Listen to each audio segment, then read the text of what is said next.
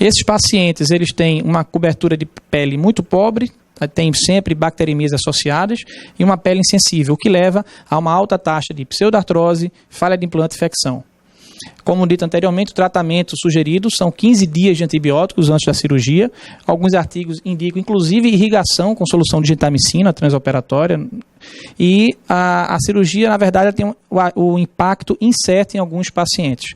Eu tenho pacientes com escoliose por mielomeningocele, com 50, 60 graus, que tem uma função muito boa. Então, são pacientes que você tem uma dificuldade maior de indicar, de enxergar um benefício para esses pacientes. As salas têm que ter preparação para salas para o látex free e a avaliação pré-operatória de um plástico, quando necessário, a presença dele na sala de cirurgia também é importante. Voltamos ao questionamento anterior. Então, por que operar esses pacientes? Será que o benefício supera o risco? Qual o impacto na qualidade de vida desses pacientes? Avaliação de qualidade de vida, existem questionários próprios. O primeiro colocado, na verdade, é uma classificação de função motora grossa, não é um questionário, mas ela serve de referência para outros trabalhos. O segundo ponto é o CP-Child, que é um questionário de avaliação para qualidade de vida no paciente com paralisia cerebral. Para a espinha bífida tem o SBSQ e para o PEDSQL, que é para qualidade de vida pediátrica, não é especificamente para deformidade, mas pode ser adaptado para as deformidades flácidas. Esse é o trabalho do CP-Child, em que ele consiste em 37 itens que correspondem a 6 domínios, que vão de cuidado pessoal à saúde e qualidade de vida. Quanto maior a pontuação, maior a qualidade de vida desse paciente. Esse é um trabalho do Watanabe, que avalia, um trabalho retrospectivo, avalia 84 famílias e pacientes com 6 anos de segmento, utilizando um questionário próprio. Identifica as complicações, 31%, e mesmo assim chega à conclusão que para 92% dos pacientes com paralisia cerebral, houve uma satisfação importante nos domínios de cosmese, sentar e qualidade de vida. Esse outro estudo também para a paralisia cerebral, níveis 4 e 5, é um estudo que avalia se a fusão vertebral ela melhorou a qualidade de vida. Retrospectivo, é um trabalho do CIO, de 33 pacientes com escoliose acima de 40 graus, onde 15 foram submetidos à observação e 18 à cirurgia, por 2 anos de segmento mínimo. Ele aplica o CP-Child e mostrou que o grupo não cirúrgico apresentou uma redução leve do seu questionário de qualidade de vida. E o grupo cirúrgico apresentou uma melhora significante, principalmente no domínio dor. Como resumo, o que eu posso dizer é que escutar os pais é importantíssimo, é fundamental, e os pacientes, porque não devemos pressupor que existe uma cognição deficiente, são pacientes que não entendem, pacientes que não sentem dor, que não conseguem dimensionar o impacto da cirurgia na vida deles. Então, escute os pais, escute o paciente, entenda a necessidade e as expectativas deles. Não subestime a doença de base. É necessário que você tenha uma equipe multidisciplinar, independente da etiologia. E essa equipe está envolvida tanto no pré-operatório, no trans, quanto no pós. Bom senso sempre, para tudo na vida, então, em relação ao seu conhecimento técnico, em relação à sua limitação, em relação à estrutura física, que você tem que ser exigente, você não pode abrir mão de nada numa cirurgia dessa, e necessidade de conhecer bem os implantes e o melhor implante para cada paciente. E, no final das contas, lembrar que os riscos sempre existirão. Tá? Obrigado.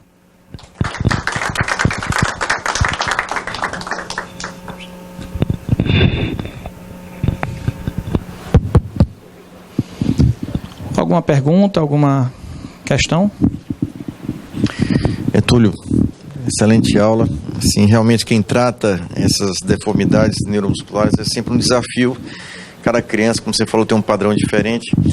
Eu tenho, na minha experiência clínica, talvez não tenha tanta experiência quanto você, mas eu tenho feito em algumas situações, exatamente por complicações que tive anteriormente, em alguns pacientes feito cirurgia em 2 tempos, né? Em algum momento da cirurgia onde tem um sangramento maior, onde ocorre alguma instabilidade hemodinâmica do paciente, onde eles têm receio, a gente opta por parar a cirurgia naquele momento, fechar, manter o paciente internado e 2 semanas depois, assim, fazer a complementação da cirurgia. Qual a tua experiência, qual a tua ideia sobre essa conduta?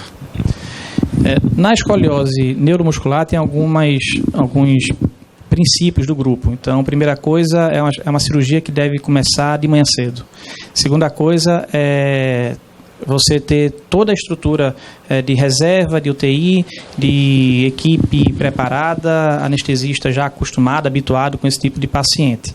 Geralmente, nessa população, nesse tipo de paciente, a gente faz osteotomias mais amplas, utilizamos muito cantilever, utilizamos também bending in situ e aos poucos vamos conseguindo a correção.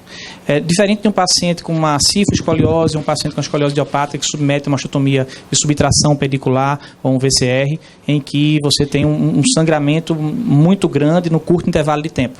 Então, apesar de ser uma cirurgia longa, a escoliose neuromuscular, você tem meios através do anestesista, através de medições, através dessa avaliação transoperatória de mensurar esse impacto. Normalmente, não precisamos fazer um segundo tempo para neuromuscular.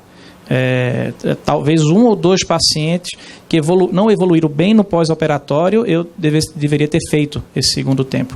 Mas foram pacientes que o transoperatório foi muito tranquilo. Quando você vê a gasometria desses pacientes, quando você vê a função respiratória, todos os gráficos, eles não mostram alteração importante que aponte para a necessidade de uma interrupção.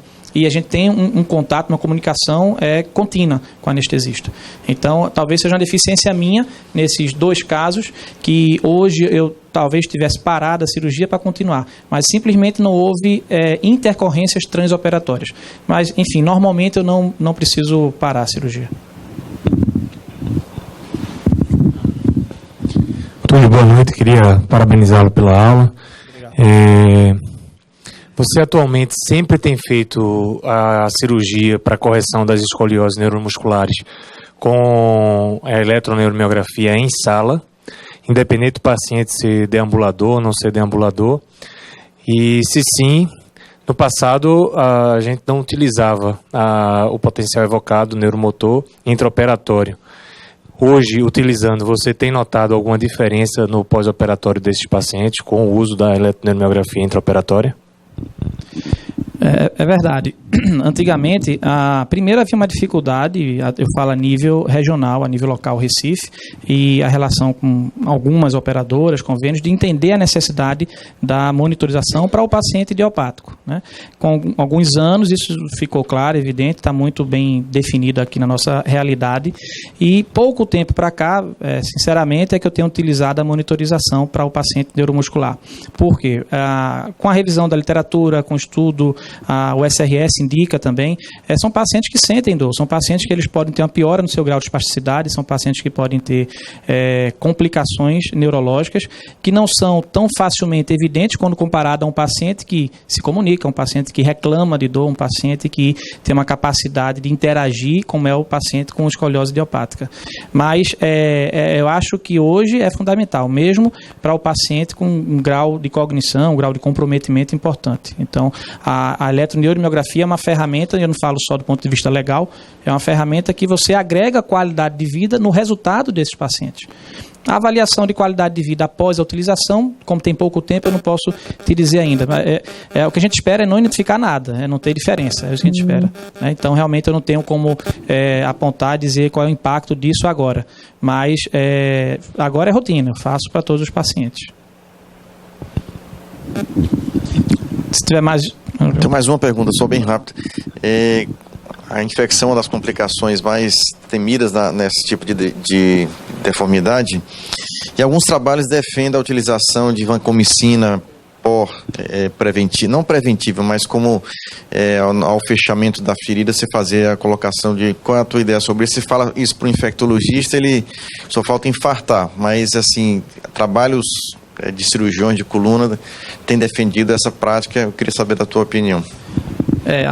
A opinião da gente, assim, na nossa prática, existe a literatura que reforça a literatura muito forte nesse sentido do uso do pó de vancomicina na ferida e com um impacto na diminuição da taxa de infecção. O que nós fazemos é um debridamento muito criterioso, uma hemostasia muito criteriosa, uma limpeza que é obsessiva, a lavagem, a gente limpa e lava a ferida a cada meia hora. Então, isso para a gente tem sido suficiente. Eu não uso o pó de vancomicina, é meio contramão mesmo da literatura, eu reconheço.